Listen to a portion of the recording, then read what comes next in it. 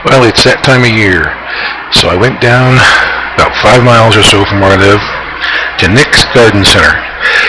It's a pretty neat little place, and the reason I'm here is I wanted to get some fresh roasted chilies from New Mexico.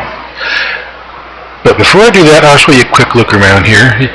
This is a really neat place. They've got a farmer's market here in the summertime with all kinds of fresh fruit and vegetables. Just really good selection. Look how nice those look. And then just another small part of their place here in their main building. They got seeds and plants and accessories and everything you could possibly need or want to have set up your garden or flower bed at home. They've got everything, rock walls and all that. But anyways, this is it right here. These are the chilies I'm after. There's a huge variety they bring in every year. Everything from mild all the way up to hot. And I'm going to go with some that are about in the middle of the road here. I'm going to get some that are called the Big Jim. It's a really nice chili. I've had them many times before. It's got a little bit of heat and some really good flavor. And these are the ones I'm going to get here today. So let's take a step back and let him do his job here. First, they wash them off real quick, give them a nice little rinse, and then they take them right on over from there to the roasting chamber. It's a pretty cool contraption if you've never seen one. They roast chilies, but you never would have guessed that.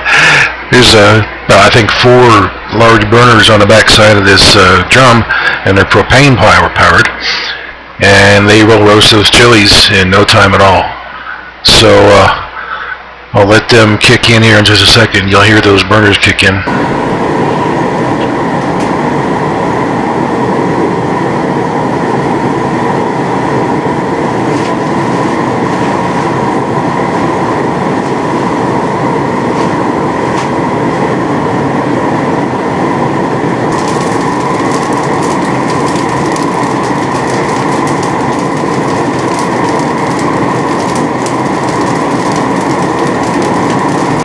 Well, now that they're finished, I'll let him bag them up, and then I'll take them home with me. I'll let them steam in the bag for an hour, at least, probably a couple hours.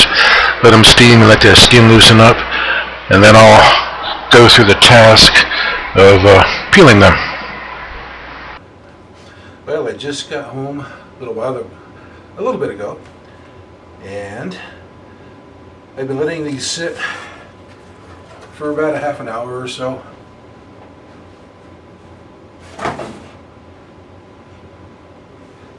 I wanted the steam to keep working on these chilies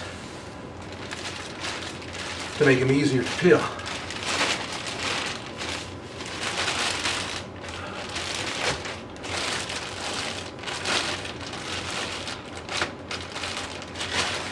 I got a bushel.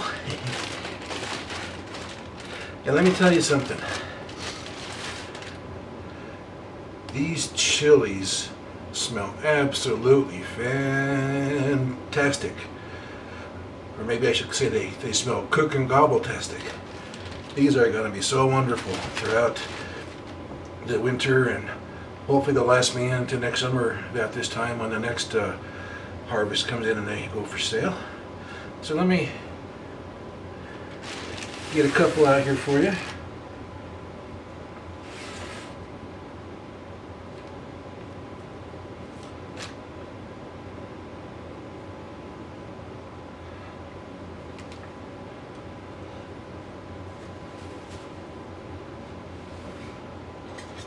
Since these have been roasted as you saw, all you got to do now is just remove this outer skin that you can't eat. These things are still blazing hot, and it's been about an hour and a half actually since they were roasted, and I can barely touch them, they're so hot. Just peel this outer skin off. It's been charred. You can rinse it off in the sink if you want to, but then this really tough outer skin goes down the drain, and that's probably not a good idea. And when you rinse them off too, you're rinsing off I think too much of the flavor of the chili. So this is probably the hardest, most boring part of doing these, is peeling the skin off. But what I'll do is, once I get them all peeled, I'll cut the ends off here. Well, I got all of the chilies peeled, put them in some quart bags, and froze them all. I forget how many bags I had altogether. I think it was 12 or 13, give or take a little bit. And these will hopefully, keep my fingers crossed, hopefully last me until next year this time. And if not, I'll have to figure something out. But anyways, these are just wonderful little chilies. Taste so good. So what do you use them for? Sandwiches, hamburgers, put them on your steak, put them in burritos, tacos, tostadas, enchiladas, any kind of Mexican food you have, fajitas, whatever you have, whatever you want. Here's a few I keep in the refrigerator. I generally use at least one every day in a breakfast burrito, and then I'll use them for, like I say, for tacos or whatever else, or put them in your grilled cheese sandwich. You can do, if you think of it, you can probably go ahead and try it that way. They're just really, really good. I'll make a burrito for you in another video very soon. And it's just, sometimes there's little pieces of the skin that are left over that I missed. And just take a knife, sharp knife. You can leave the seeds in there. The seeds are fine. They're not going to hurt anything.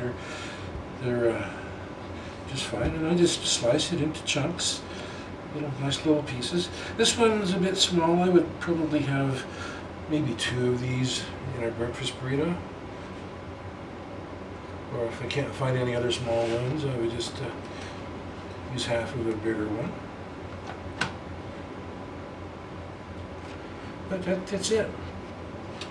Just slice up, and you've got some wonderful stuff here to make a lot of your foods really great. So if you have a chance to go buy some at a farmer's market or somewhere close by, definitely do. They are really good. Just do it. Just do it. You're gonna love them. I'll see you next time on Cook and Gobble videos.